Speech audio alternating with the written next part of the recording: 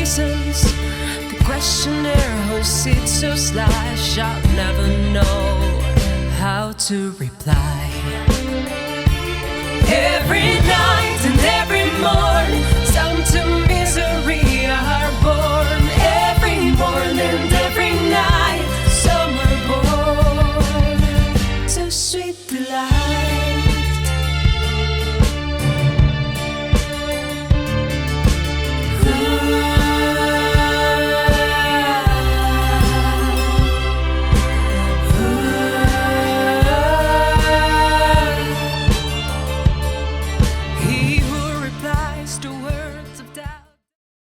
Les Misérables by Victor Hugo.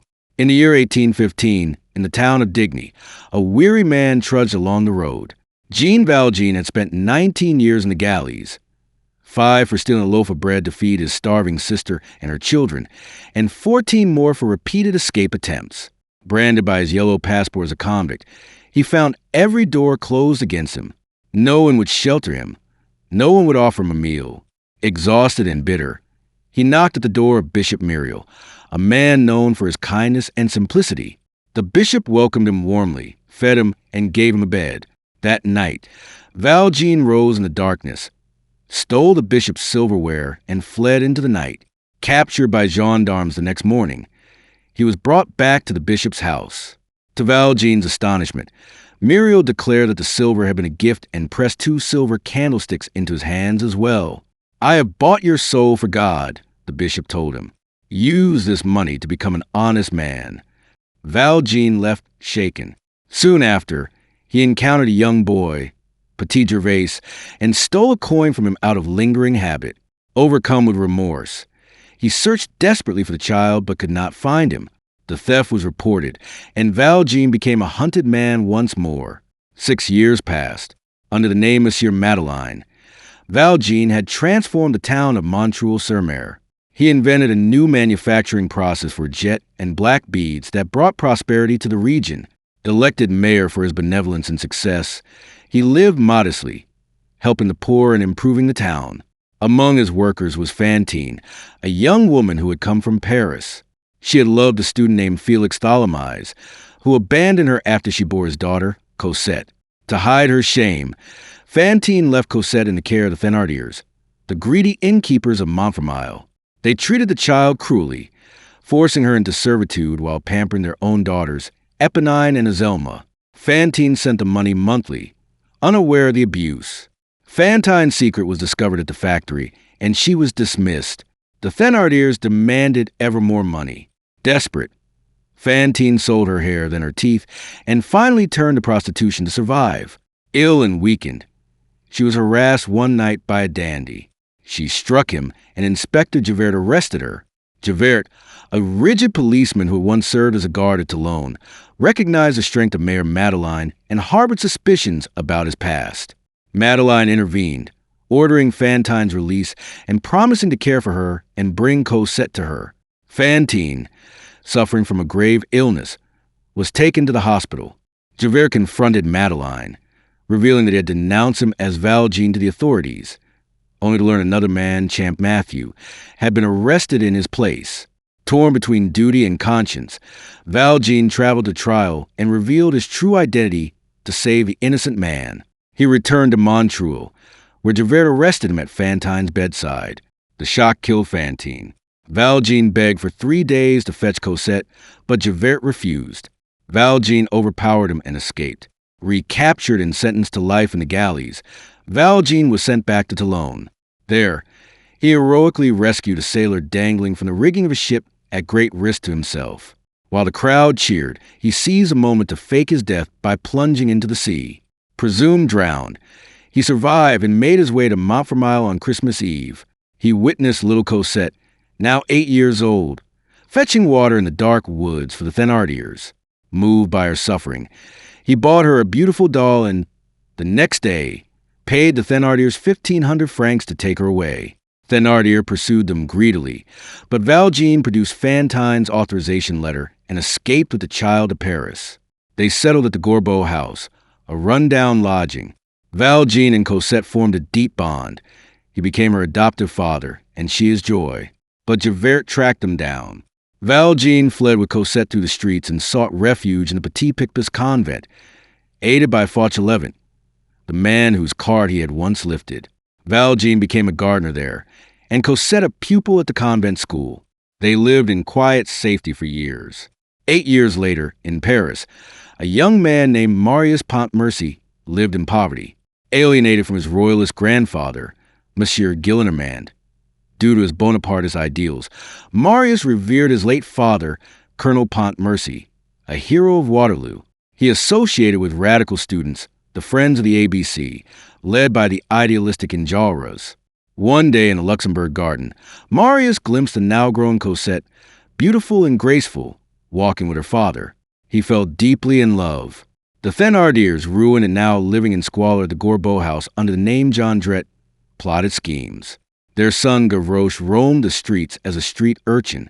Eponine, their eldest daughter, ragged and devoted, begged from Marius, who pitied her. Marius discovered the Jondrettes next door and overheard their plan to rob a philanthropist and his daughter, who were due to visit. He alerted Javert. When Valjean and Cosette arrived to offer aid, the ambush unfolded. Marius, recognizing Cosette, was torn. Valjean escaped the trap, but the Thénardiers and their accomplices from the Pétronette gang were arrested, though not before Eponine aided Marius in finding Cosette's address. Marius and Cosette met secretly and declared their love. Valjean, sensing danger amid rising political unrest and fearing for Cosette, decided they must move to England. Heartbroken, Marius turned to his grandfather for permission to marry, but argued bitterly with him. Returning, he found Cosette gone. In despair, he joined his friends at the barricades during the June 1832 uprising. Following the death of General Lamarck, the students and workers erected barricades in the streets. Gavroche served them bravely, fetching ammunition. Javert infiltrated as a spy and was captured. As the army attacked, Eponine threw herself before a bullet meant for Marius, dying in his arms after delivering a letter from Cosette. Marius wrote a farewell note, which Gavroche carried. Valjean intercepted it and came to the barricade, volunteering to execute Javert. Alone with the inspector, Valjean freed him instead, repaying old debts with mercy. The barricade fell in fierce fighting. Many died, including Gavroche, shot while singing defiantly, and most of the Friends of the ABC. Valjean carried the wounded Marius through the chaos and into the Paris sewers to escape. Emerging, he encountered Javert once more. Valjean pleaded to deliver Marius to his grandfather first. Javert, tormented by Valjean's repeated acts of goodness conflicting with his unyielding sense of justice, allowed him to proceed. Unable to reconcile his duty with the mercy shown him, Javert later threw himself into the Seine and drowned.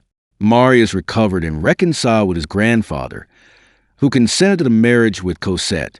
At the wedding, Valjean confessed his criminal past to Marius, who, unaware that Valjean had saved his life, distanced Cosette from him to protect her. Lonely, Valjean weakened and took to his bed, awaiting death.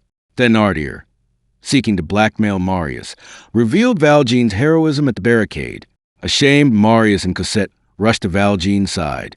In his final moments, reunited with his beloved daughter, Jean Valjean died in peace, his soul redeemed through suffering, love, and unyielding goodness.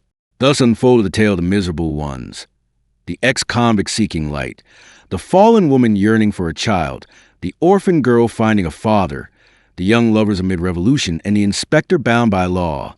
Through their intertwined fates, the story revealed the struggles of poverty, the power of conscience, and the possibility of redemption in a harsh world. Valjean's journey from the galleys to grace embodied the novel's profound truth that even the most broken soul could rise, and that mercy could triumph over rigid justice. The barricades fell, but the human spirit endured. Every night and every morn, some to misery are born. Every morn and every night, some are born to sweep the light.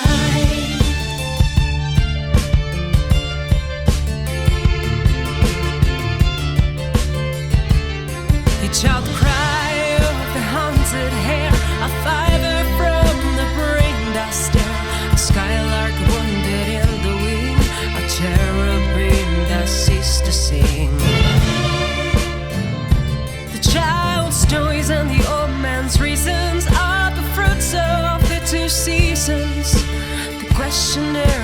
conceit so sly shall never know how to reply. Every night and every morn, some to misery are born. Every morn and every night, some are born to sweet delight.